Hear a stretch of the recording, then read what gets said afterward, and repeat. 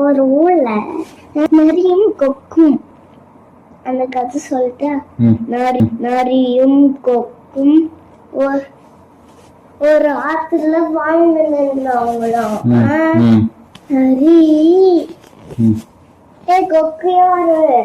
நாளைக்கு என்னோட வீட்டுல விருந்து இருக்குது கண்டிப்பா நீ வந்துடணும் அப்படின்னு சொல்லிச்சு நிறைய கூட்டிட்டு போச்சு அது சுவையான பாயாசம் செஞ்சுச்சு தட்டில போட்டு குத்துச்சு அது இப்படி நக்க முடிஞ்சிச்சு கொக்கு இவ்வளவு பெரிய வாய வச்சுக்கின்னு இப்படி சாப்பிட முடியல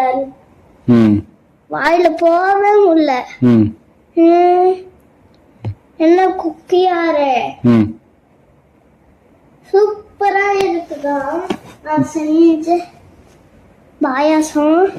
நல்லா இருக்குதுன்னு சொல்லிட்டு அது யோசனை செஞ்சிச்சு நிறையாரு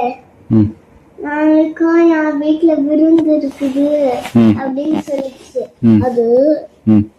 சூப்பரான பழச்சாறு செஞ்சிச்சு அது ஒரு பானைக்குள்ள வச்சு குத்துச்சு கொக்குல பெரிய வாய் வச்சு குடிக்க முடிஞ்சிச்சு நரிக்கு இவ்வளவு குட்டி போயிட்டாங்க இது மாதிரி நார்மல் வாய் தானே கொஞ்சம் பெருசா இருக்கும் ஆனா எட்டவே முடியல பாச்சு அப்படியே வந்துருச்சு வாயே ஆயிடுச்சு அது தப்பு செஞ்சது புரிஞ்சுக்கிச்சு என்னை மன்னிச்சிருக்கு ஓகே இனிமேல் அப்படி பண்ண மாட்டேன் அப்படின்னு சொல்லிச்சு சரி நானும் இப்படி பண்ண மாட்டேன் என்ன மன்னிச்சிரு அப்படின்னு சொல்லிச்சு ரெண்டு பேரும் இருந்தாங்க.